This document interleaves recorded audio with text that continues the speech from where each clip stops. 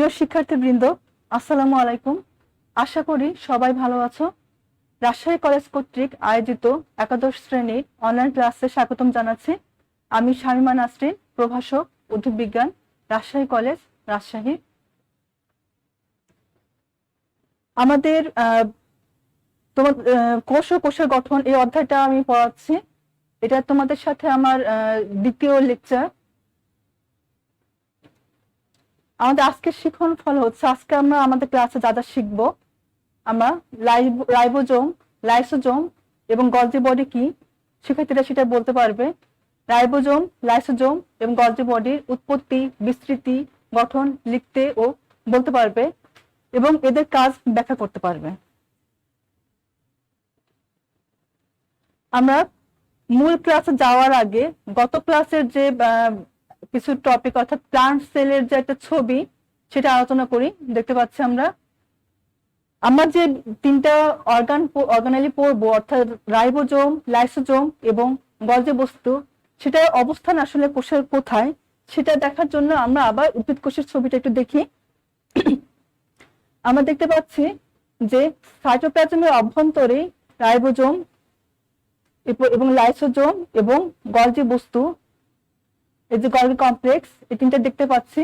এই তিনটার অবস্থান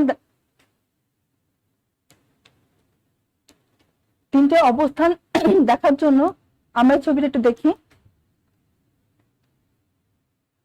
তাহলে আমি এবার চলে যাচ্ছি রাইবোজোমে। রাইবোজোমটা আসলে কি আমরা একটু আগে দেখলাম, বা এর আগের ক্লাসে আমরা দেখেছি যে কোষের কোথায় কোথায় রাইবোজোমটা থাকে। সেখান থেকে আমরা মূলত এটাকে সংজ্ঞায়িত করব। যেমন রাইবোজোম থাকে সাইটোপ্লাজমের অভ্যন্তরে, আর থাকে কোথায়? অমসৃণ এন্ডোপ্লাজমিক রেটিকুলামের গায়ে।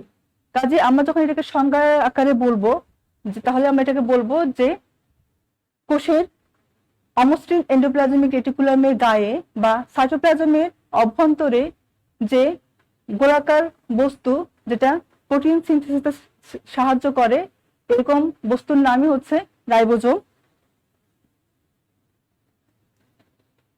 রাইবোজোমের আবিষ্কার বিজ্ঞানী আলবার্ট ক্লড 1954 সালে যকৃৎ কোষের সাইটোপ্লাজমে রাইবোজোমের উপস্থিতি লক্ষ্য করেন এবং তিনি এর নাম দেন প্রথমে মাইক্রোজোম। এরপর বিজ্ঞানী রবিনসন ব্রাউন উদ্ভিদ কোষের রাইবোজোম লক্ষ্য করেন।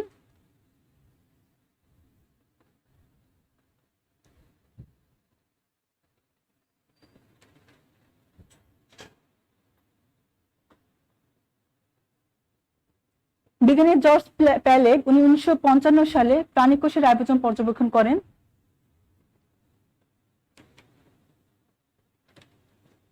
রিচার্ড রবার্টস 1958 সালে উনি রাইবোজোমের নামকরণ করেন। এরপর আসি থিওডোর ভেদবার্গ। উনি যে বিজ্ঞানী, ওনার সাথে রাইবোজোমের যে বিশেষ কাজটা উনি করেন, রাইবোজোমের একক বা যেটা ইউনিট, ভেদবার্গ একক এস, এটা উনি আবিষ্কার করেন। এই বিজ্ঞানী ভেদবার্গের নামের প্রথম অক্ষর এস দ্বারা এই এককটা নামকরণ করা হয় যে ভেদবার্গ একক।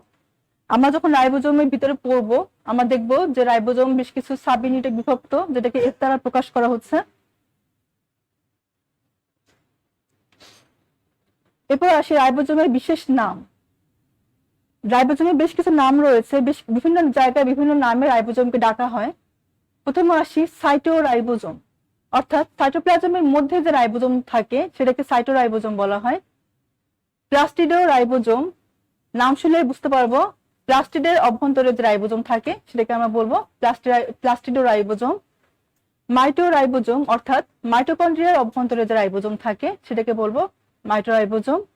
মোনোজোম, যখন রাইবোজোম একটা রাইবোজোম অবস্থান করবে তখন সেটাকে আমরা বলবো মোনোজোম, অর্থাৎ এককভাবে যখন রাইবোজোম অবস্থান করবে তখন সেটার নাম হবে মোনোজোম। আর একাধিক রাইবোজোম যখন একসাথে অবস্থান করবে তখন সেটাকে আমরা বলবো পলিজোম। এরপর আসি উৎপত্তি। রাইবোজোমের উৎপত্তি হয় নিউক্লিওলাস হতে। রাইবোজোমের প্রকারভেদ, রাইবোজোমকে মূলত দুইটা ভাগে ভাগ করা হয়। একটা হচ্ছে 70S রাইবোজোম, যেটা উদ্ভিদের আদি কোষে পাওয়া যায়, এবং প্রকৃত কোষী রাইবোজোমে পাওয়া যায় যেটা, সেটা হচ্ছে 80S রাইবোজোম।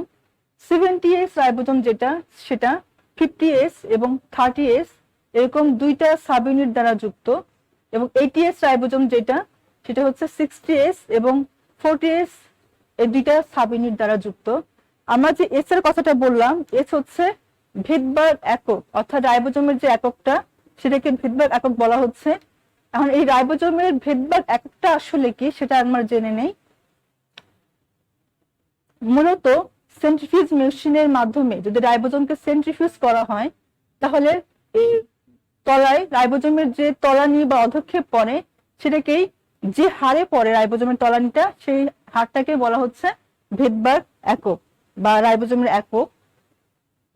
তাহলে আমরা এখানে দেখে নিলাম যে রাইবোজোম দুইটা প্রকারে ভাগ করা হচ্ছে, আদিকোষ এবং প্রকৃত কোষ অনুসারে। আদিকোষে থাকলে সেটাকে 70S রাইবোজোম বলবো, এবং প্রকৃত কোষে থাকলে সেটাকে আমরা 80S রাইবোজোম বলবো।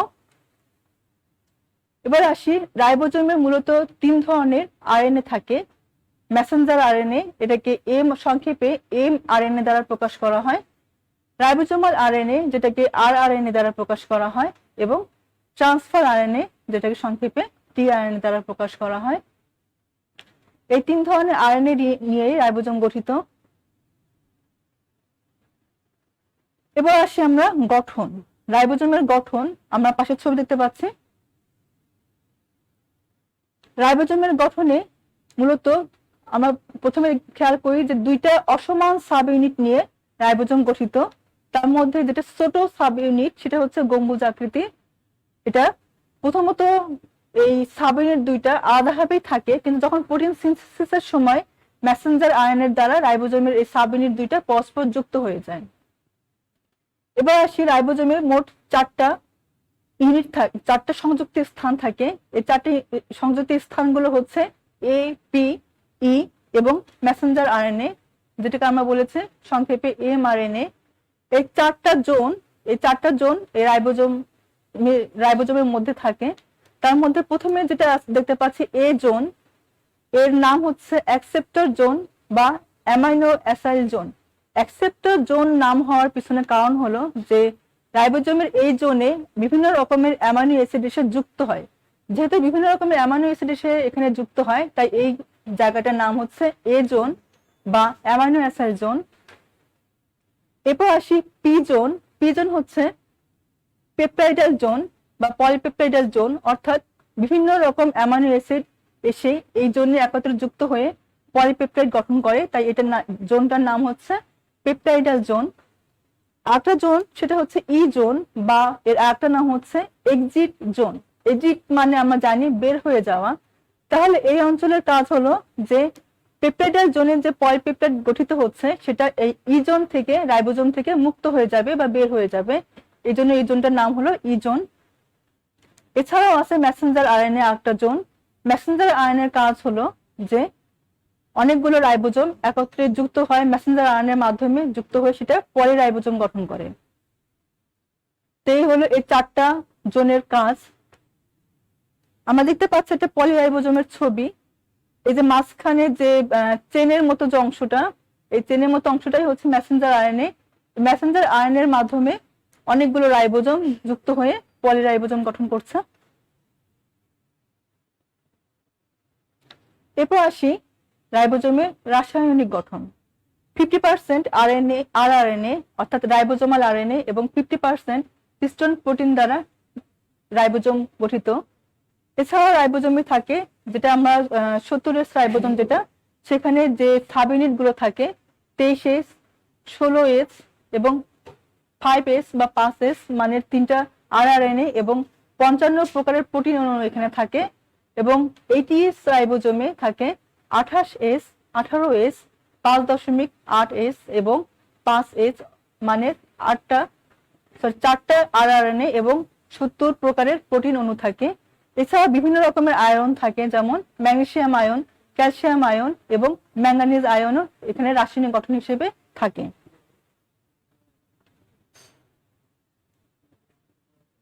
রাইবোজোমের কাজ প্রথমে আমরা বলেছি সংজ্ঞার মধ্যে, যে রাইবোজোমের মূল কাজ হচ্ছে আসলে প্রোটিন সিনথেসিস করা। রাইবোজোম প্রোটিন সিনথেসিসে অংশগ্রহণ করে। এছাড়া যে কাজগুলো রাইবোজোম করে, স্নেহ জাতীয় পদার্থ বিপাকে সাহায্য করে, পলিপেপটাইড গঠনে সাহায্য করে। এটাও আমরা গঠনের ক্ষেত্রে খেয়াল করলাম যে মেসেঞ্জার আরএনএর সহায়তায় অনেকগুলো রাইবোজোম একত্রে যুক্ত হয়ে পলিপেপটাইড গঠন করছে। প্রোটিন পরিবহন ও সাইটোক্রোম উৎপাদনে সাহায্য করে। এরপর আমরা যে জিনিসটা দেখবো, যে আমরা যেটা বলেছি যে রাইবোজোমের কাজ হচ্ছে প্রোটিন সিনথেসিস করা, রাইবোজোম কিভাবে প্রোটিন সিনথেসিস করছে এটা দেখে নেই। এই যে মেসেঞ্জার আরএনএ, এর চেনের মতো যে গঠনটা, এটা হচ্ছে মেসেঞ্জার আরএনএ।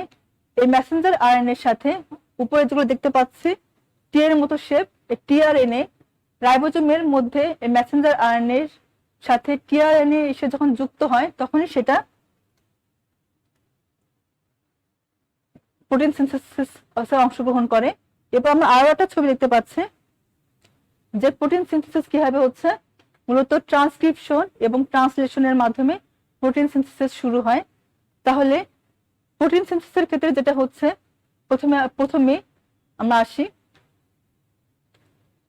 আমরা দৃশ্যটা একটু খেয়াল করি। প্রথমে যাক, এটা ট্রান্সক্রিপশন ধাপে আরএনএ পলিমারেজ এনজাইমের সাহায্যে মেসেঞ্জার আরএনএ ডিএনএ অণুর সাথে প্রথমে কপি হয়। পরবর্তীতে সেখানে বিভিন্ন রকমের টিআরএনএ মেসেঞ্জার আরএনএ এর সাথে অ্যামাইনো অ্যাসিড দ্বারা যুক্ত হয়ে প্রোটিন সিনথেসিসে অংশগ্রহণ করে। এভাবে একটা প্রোটিন স্ট্র্যান্ড তৈরি করে। এগুলো আমরা রাইবোজোম। রাইবোজোমের আমরা দেখলাম রাইবোজোম কাকে বলে, রাইবোজোমের গঠন এবং কাজ। এরপর আসি আমরা লাইসোজোম।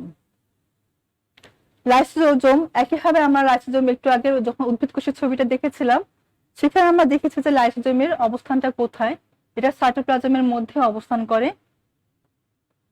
তাহলে আমরা লাইসোজোমের যে যদি সংজ্ঞায়িত করি এটাকে, আমরা যেটা বলবো যে লাইসোজোম হলো কোষের সাইটোপ্লাজমের অভ্যন্তরে অবস্থিত দ্বিস্তরী আবরণ দ্বারা আবৃত লিপিড এবং প্রোটিন দ্বারা গঠিত যে দ্বিস্তরী আবরণ, যে অংশটা অর্থাৎ যে অর্গানটা কোষের হাইড্রোলাইটিক এনজাইমের আধার হিসেবে কাজ করে সেটাকে আমরা লাইসোজোম বলবো।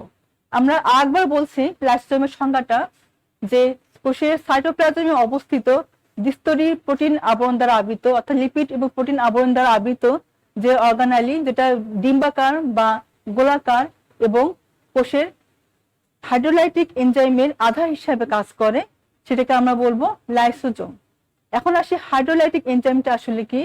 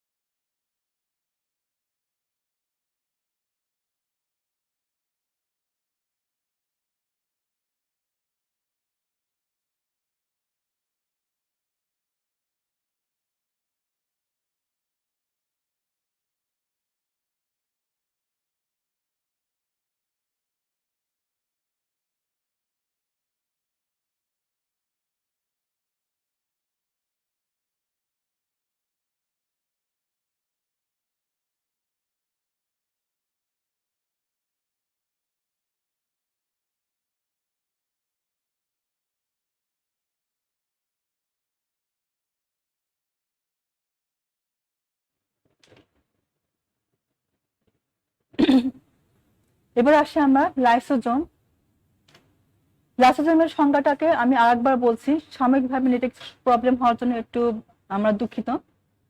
লাইসোজোম আমরা যে ছবিটা দেখেছি উদ্ভিদ কোষে, সেখানে লাইসোজোমকে আমরা দেখেছি সাইটোপ্লাজমের অভ্যন্তরে গোলাকার বা ডিম্বাকার একটা অর্গানালি, যেটা লিপিড এবং প্রোটিনের দ্বারা গঠিত দ্বিস্তরী আবরণ দ্বারা আবৃত এবং হাইড্রোলাইটিক এনজাইমের আধার হিসেবে কাজ করে।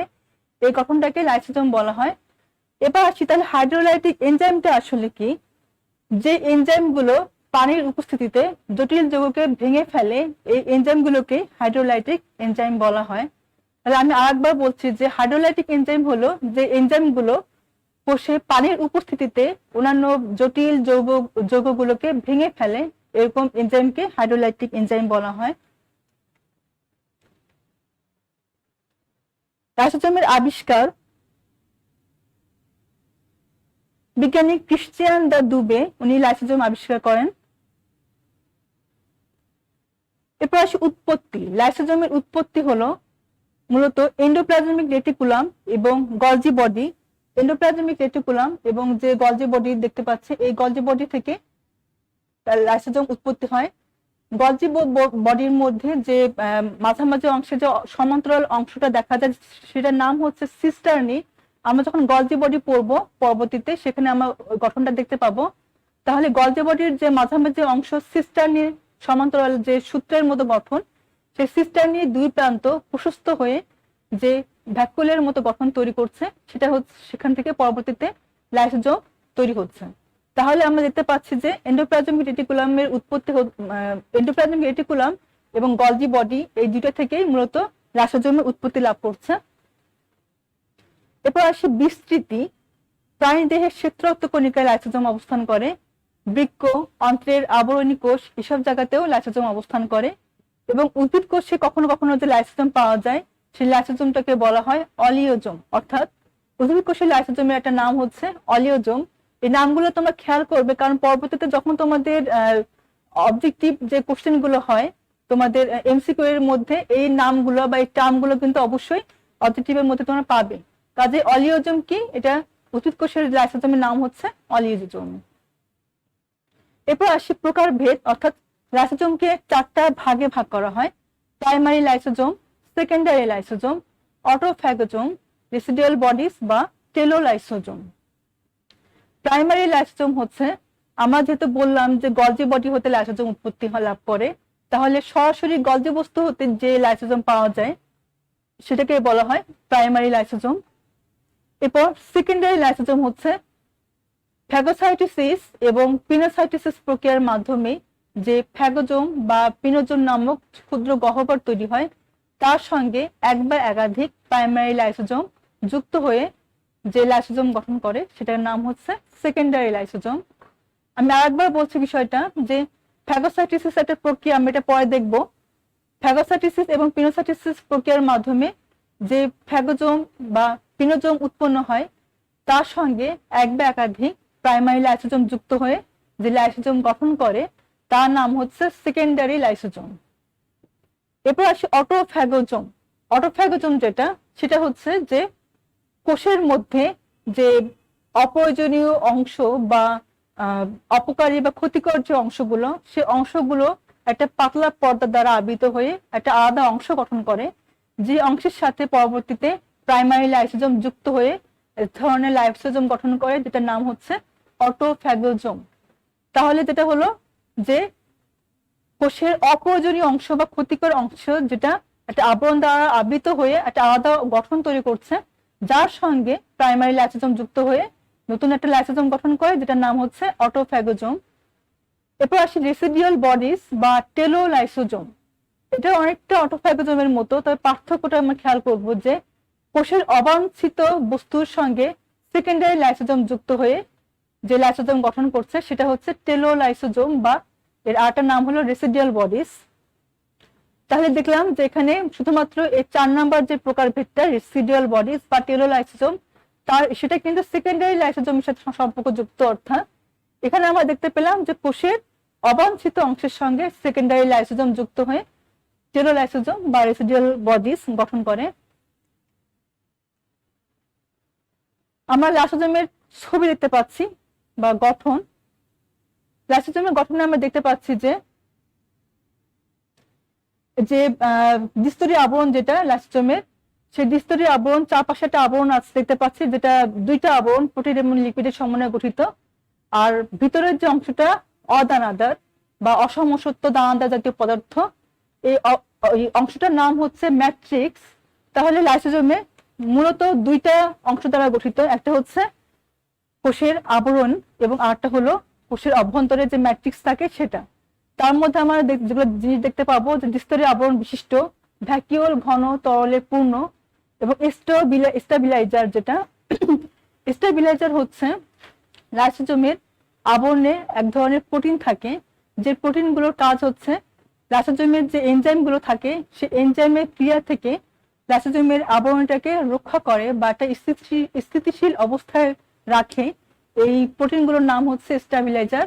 এর উদাহরণস্বরূপ আছে হেপারিন, কোলেস্টেরল প্রভৃতি। তাহলে আমরা দেখলাম যে স্টেবিলাইজার যে প্রোটিন, এটা রাইবোজোমের আবরণীতে থাকে, যেটা কাজ হচ্ছে যে লাইসোজোমের যে এনজাইমগুলো, সেই এনজাইমের ক্রিয়া থেকে লাইসোজোমের আবরণীটাকে রক্ষা করে বা স্থিতিশীল অবস্থায় রাখে। আর লোবিলাইজার এটা এক ধরনের পদার্থ যেটা স্টেবিলাইজার প্রোটিনের বিপরীত কাজ করে। অর্থাৎ এই লোবিলাইজার জাতীয় পদার্থের কারণে লাইসোজোমের যে এনজাইমগুলো সেটা লাইসোজোমের আবরণকে ভেঙে ফেলে। তাহলে এই জাতীয় পদার্থের নাম হচ্ছে লোবিলাইজার।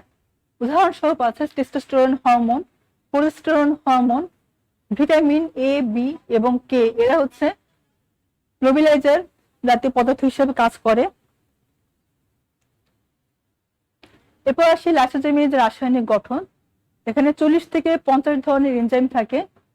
ডিএনএজ, আরএনএজ, অ্যাসিড লাইপেজ, এস্টারেজ, স্যাকারেজ এবং লাইসোজাইম প্রভৃতি এনজাইম দ্বারা লাইসোজোমের রাসায়নিক গঠন গঠিত। এবার আসে আমরা লাইসোজোমের কাজ। ফ্যাগোসাইটোসিস প্রক্রিয়ায় লাইসোজোম জীবাণু ধ্বংস করে। অর্থাৎ যদি কখনো কোনোভাবে লাইসোজোমের আশেপাশে বা কোষের আশেপাশে কোনো ক্ষতিকর কোনো জীবাণু বা কোনো অর্গানেলে আসে, তখন লাইসোজোম যে প্রক্রিয়ায় জীবাণুটাকে ধ্বংস করে সেই প্রক্রিয়াটার নামই হচ্ছে আসলে ফ্যাগোসাইটোসিস প্রক্রিয়া।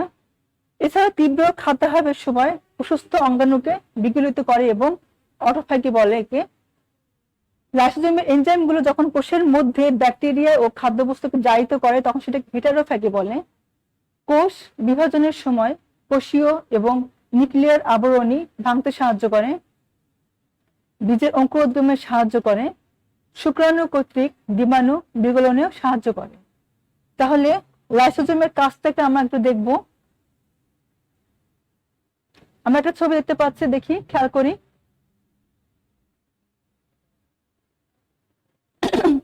আমরা যে বিষয়টা দেখলাম যে আমার লাইসোজোম কিভাবে তার সংস্পর্শে আসা একটা জীবাণু বা একটা ক্ষতিকর কোনো কিছুকে খেয়ে ফেলছে। অর্থাৎ এভাবেই কিন্তু লাইসোজোম কোষের সংস্পর্শে আসা কোনো জীবাণু বা কোনো অন্য কোনো ক্ষতিকর কোনো কিছুকে খেয়ে ফেলে বা ভক্ষণ করে, যে প্রক্রিয়াটার নাম হচ্ছে ফ্যাগোসাইটোসিস প্রক্রিয়া। আমরা আরো একটা প্রক্রিয়ার নাম পড়েছি পিনোসাইটোসিস প্রক্রিয়া। সেই পিনোসাইটোসিস প্রক্রিয়ায় কিন্তু একইভাবে লাইসোজোম কোনো ক্ষতিকর পদার্থকে খেয়ে ফেলছে বা ভক্ষণ করছে, যেটা হচ্ছে তরল উপাদান। অর্থাৎ ফ্যাগোসাইটোসিস প্রক্রিয়ায় লাইসোজোম যখন ভক্ষণ করছে সেটা কঠিন উপাদান, কিন্তু তরল কোনো উপাদানকে যদি লাইসোজোম ভক্ষণ করে তখন সেটার নাম হবে পিনোসাইটোসিস।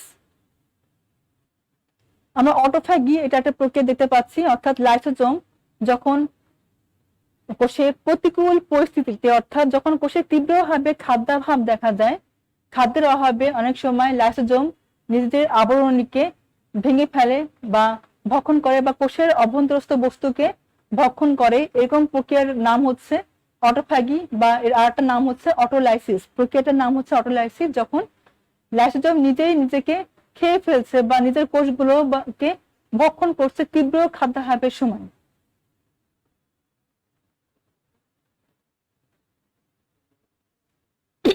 এরপর আমরা আসি গলজি বডি। গলজি বডি হলো আমাদের আরেকটা টপিক, যেটা আমরা আরেকটা অর্গানালি পড়ছি গলজি বডি, যেটার নাম হচ্ছে ট্রাফিক পুলিশ। ট্রাফিক পুলিশ কেন বলা হয় এটা আমরা পরে বলবো। আগে আসি গলজি বডি কাকে বলে। কোষের সাইটোপ্লাজমে অবস্থিত নিউক্লিয়াসের কাছাকাছি যে গঠন, যেটা সমান্তরালভাবে অবস্থান করে, এরকম গঠনকে এবং কোষের ক্ষরণে সাহায্য করে, এ ধরনের অর্গানকে গলজি বডি বলা হয়। অর্থাৎ কোষের সাইটোপ্লাজমে অবস্থান করে কোষের নিউক্লিয়াসের কাছাকাছি যে গঠন, যেটা সমান্তরালী অবস্থান করে এবং অনেকটা নলাকার ধরনের গঠন তৈরি করে এবং কোষের ক্ষরণে সাহায্য করে, এরকম অর্গানেলের নাম হচ্ছে গলজি বডি। গলজি বডি আবিষ্কার করেন বিজ্ঞানী ইতালীয় বিজ্ঞানী ক্যামিলো গলগি। ক্যামিলো গলগির নাম অনুসারেই এই অর্গানেলের নাম হচ্ছে গলজি বডি। উৎপত্তি মসৃণ এন্ডোপ্লাজমিক রেটিকুলাম থেকে মূলত গলজি বডি উৎপত্তি লাভ করে। এর অবস্থান হচ্ছে প্রায় সব প্রাণী কোষে গলজি বডি বা গলজি বস্তু পাওয়া যায়, আর নিম্ন শ্রেণীর উদ্ভিদ কোষেও এটা পাওয়া যায়। গলজি বস্তুরও বিভিন্ন রকমের নাম রয়েছে, যেমন ডিকটিওজোম, ইরিওজোম এবং লাইপোকন্ড্রিয়া। গলজি বডিকে কোষের ট্রাফিক পুলিশ বলা হয়। এর কারণ হচ্ছে যে গলজি বডি মূলত কোষের প্লাজমা মেমব্রেন অংশ থেকে ভেসিকলকে কোষের কেন্দ্রের দিকে বহন করে নিয়ে যায়। একটা ট্রাফিক পুলিশ যেভাবে রাস্তাঘাটে যানবাহনের দিক নির্দেশনা দেয়, সেরকম কাজ করে দেখে গলজি বডিকে ট্রাফিক পুলিশ বলা হচ্ছে। এরপর আসি আমরা গঠন।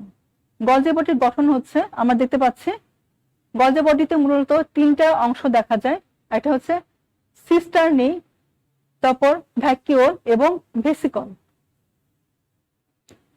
সিস্টার্নি এই অংশটুকু বলা হচ্ছে সিস্টার্নি। সিস্টার্নি হচ্ছে কোষের এই যে সমান্তরালে লম্বাটে নলাকার মতো যে অংশগুলো আমরা দেখতে পাচ্ছি, এই অংশটারই নাম হচ্ছে সিস্টার্নি। আর সিস্টার্নির তাহলে আমরা বলবো মূলত সিস্টার্নি আবার তিন প্রকার। একটা হচ্ছে ট্রান্স সিস্টার্না, সিস সিস্টার্না এবং মিডিয়াল সিস্টার্না। ট্রান্স সিস্টার্না হচ্ছে সিস্টার্নির যেটা অবতল অংশ, সেই অবতল অংশটাকে ট্রান্স সিস্টার্না বলা হয়। সিস সিস্টার্না এটা হচ্ছে কোষের কেন্দ্রের দিকে অবস্থান করে, এটা উত্তর অংশ। এই সিস্টার্নিকে বলা হয় সিস সিস্টার্নি। এবং মিডিয়াল সিস্টার্নি হচ্ছে এই দুইটার মাঝামাঝি যে অংশ, সেটা হচ্ছে মিডিয়াল সিস্টার্নি। আমরা একটু ছবিটা আবার দেখি। অর্থাৎ এই যে সিস্টার্নির যে প্লাজমা মেমব্রেনের দিকে যে অংশ, কেন্দ্রের দিকে যে অংশ বা যে মাঝামাঝি যে অংশটা, সেটা হচ্ছে ট্রান্সফেস বা এটা হচ্ছে অবতল অংশ, এটার নাম হচ্ছে ট্রান্সসিস্টার্নি। সিস্টার্নিটা হচ্ছে কোষের কেন্দ্রীয় অংশ, এটা উত্তলভাবে অবস্থান করে, এটার নাম হচ্ছে সিস্টার্নি। আর এই দুই সিস্টার্নির মাঝামাঝি যে লম্বাটে অংশগুলো দেখতে পাচ্ছি, সেটা হচ্ছে মিডিয়াল সিস্টার্নি। এরপর আসি ভ্যাকিওল। ভ্যাকিওল হচ্ছে কোষের সিস্টার্নির যে প্রান্তের দিকে আমরা বড় বড় গহ্বর দেখতে পাচ্ছি, অর্থাৎ সিস্টার্নির প্রান্তীয় যে অংশটা স্ফীতি অবস্থায় লাভ করে বা একটু প্রশস্ত যে গহ্বরের মতো যে গঠনগুলো, আমি এখানে লাইটিং দিচ্ছি, প্রশস্ত যে গহ্বরগুলো, সেখানে কিন্তু এর নামই হচ্ছে মূলত ভ্যাকিওল। আর ভ্যাকিওলের নিচের দিকে যে ক্ষুদ্র ক্ষুদ্র অংশ বা ক্ষুদ্র ক্ষুদ্র গহ্বর থাকে, সেটারই নাম হচ্ছে মূলত ভেসিকল। এরপর আসি আমরা গলজি বডির রাসায়নিক গঠন। মূলত 60% লিপিড এবং 40% প্রোটিন দ্বারা গলজি বডি গঠিত। ঝিল্লি লিপোপ্রোটিন যুক্ত এবং লেসিথিন থাকে ও সেফালিন জাতীয় ফসফোলিপিড থাকে। এখানে বিভিন্ন ধরনের এনজাইম থাকে, এডিপিএস, এটিপিএস, সিটিপিএস এবং টিটিপিএস। এই এস গুলো অর্থাৎ নামের শেষে যে এস, এই এস নাম দেখলে আমরা বুঝবো যেগুলো হচ্ছে এনজাইম। এনজাইম নামকরণের একটা প্রিন্সিপাল হচ্ছে যে এখানে নামের শেষে এস নামটা যুক্ত থাকবে। তাহলে এডিপিএস এনজাইম বলতে আমরা বুঝবো adenosine diphosphate enzyme, ATPase adenosine triphosphate enzyme, অর্থাৎ এর সাথে এস যুক্ত আছে, সিটিপিএস অর্থাৎ সাইটোসিন ট্রাইফসফেট এবং টিটিপিএস অর্থাৎ থায়ামিন ট্রাইফসফেট এনজাইম। তো এই প্রভৃতি এনজাইমগুলো নিয়ে মূলত গলজি বডি যুক্ত। এবার আসি আমরা গলজি বডির কাজ। গলজি বডির কাজ হচ্ছে লাইসোজোম ও ভিটামিন তৈরি করা, অপ্রোটিন জাতীয় পদার্থ সিনথেসিস করা, কোষের এন্ডোপ্লাজমিক রেটিকুলামে সদ্য প্রস্তুত প্রোটিনকে প্যাকিং করা, তাই একে প্যাকেজিং কেন্দ্র বলা হয়, বিভিন্ন পলিস্যাকারাইড সংশ্লেষণ এবং পরিবহনে অংশগ্রহণে সাহায্য করে, তাই এটাকে কার্বোহাইড্রেট ফ্যাক্টরিও বলা হয়ে থাকে। আমরা যে কাজটা দেখলাম অর্থাৎ কোষের এন্ডোপ্লাজমিক রেটিকুলামে যে সদ্য প্রস্তুত প্রোটিনকে প্যাকিং করে সেটা আমরা একটু দেখে নিচ্ছি। কিভাবে গলজি বস্তু প্রোটিনকে সদ্য প্রস্তুত প্রোটিনকে এভাবে প্যাকেট করে বা প্যাকেজিং করে, এর জন্য এটার নাম হচ্ছে প্রোটিন, এর জন্য এটাকে আমরা প্যাকেজিং কেন্দ্র বলবো, অর্থাৎ প্রোটিন প্যাকেজিং করে। এই হলো আমাদের আজকের আলোচনার বিষয়। অর্থাৎ আমরা দেখলাম, আমরা যে বিষয়গুলো পড়লাম শুরু থেকে যদি যাই আমরা, রাইবোজোম, লাইসোজোম এবং গলজি বডি আমরা পড়লাম। শুরু থেকে একবার আমি একটু হিন্ট দিয়ে যাচ্ছি। আমরা যে বিষয়গুলো খেয়াল করব পড়ার সময় সেটা হচ্ছে রাইবোজোম। রাইবোজোমের যে আবিষ্কারের ক্ষেত্রে যে বিজ্ঞানীদের নামগুলো, এখানে আমরা একটা জিনিস খেয়াল করব, সালের বিষয়টা। সালের বিষয় তোমরা বিভিন্ন রকমের বই ফলো করো, সালগুলো দেখবে এক একটা বইতে হয়তো একটু এদিক সেদিক থাকবে। তো যাই হোক, আমরা এটা নিয়ে এত বেশি মাথা ঘামানোরও কিছু নাই। কোথাও 1954 সাল, সেখানে হয়তো দেখবে অন্য বইতে 1953 সাল থাকতে পারে। এই সালের বিষয়গুলো আমরা এটা খেয়াল করব। বিজ্ঞানীদের নামগুলো অবশ্যই খেয়াল করব, এগুলো তোমাদের অবজেক্টিভের ক্ষেত্রে অনেক অনেক সাহায্য করবে। তারপর প্রত্যেকটা অর্গানালির যাতে বিশেষ কিছু নাম রয়েছে, প্রত্যেকটা অর্গানালি যখন আমরা পড়বো প্রত্যেকটারে দেখবো, যেমন রাইবোজোমকে প্রোটিন সিনথেসিসের কাজ করে, রাইবোজোমের বেশ কিছু নাম রয়েছে আমরা যেগুলো দেখলাম। তারপর এভাবেই কিন্তু আমরা গঠন বা পরবর্তীতে যে লাইসোজোমের একটা বিশেষ নাম রয়েছে। ঠিক তেমনি ভাবে আমরা গলজি বডি পড়েছি, গলজি বডিরও একটা বিশেষ নাম রয়েছে যেটাকে আমরা দেখলাম, এটাকে ট্রাফিক পুলিশ বলা হচ্ছে। ফ্যাগোসাইটোসিস প্রক্রিয়া লাইসোজোমের এবং পিনোসাইটোসিস প্রক্রিয়া, অটোফ্যাগি, অটোলাইসিস, এগুলো কি, এই জিনিসগুলো আমরা জানবো। এভাবে আমরা আজকে আমাদের আলোচনা শেষ করছি রাইবোজোম, লাইসোজোম এবং গলজি বডি। এর পরবর্তীতে আমরা আরো বেশ কিছু অর্গানালি পড়বো। এভাবে আস্তে আস্তে আমরা পরবর্তীতে একটা সময় আমাদের চ্যাপ্টারটা শেষও হয়ে যাবে। তবে তোমাদের কাছে যেটা অনুরোধ থাকবে, তোমাদের বাসায় প্রত্যেকের কাছে অবশ্যই বই আছে, তোমরা বইগুলো অবশ্যই ফলো করবে এবং একটা নয় একাধিক বই ফলো করার জন্য বলবো, কারণ সেটা তোমাদের জন্য সুবিধাজনক। এটা করে অবজেক্টিভের অংশগুলো দেখবে, বিভিন্ন বই পড়লে অবজেক্টিভগুলো তোমরা সহজে সেখান থেকে পেয়ে যাবে। তো আজকে এই পর্যন্তই, ধন্যবাদ। আশা করি সবাই ভালো থাকবে, সুস্থ থাকবে।